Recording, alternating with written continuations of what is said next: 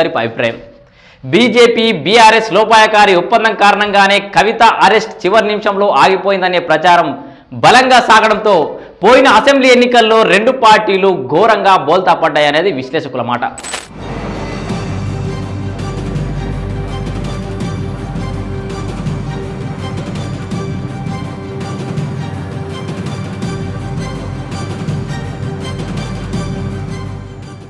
ఈ దెబ్బతో నాలుక ఖర్చుకున్న రెండు పార్టీలు ఇప్పుడు కొత్త డ్రామాకు తెరలేపాయా?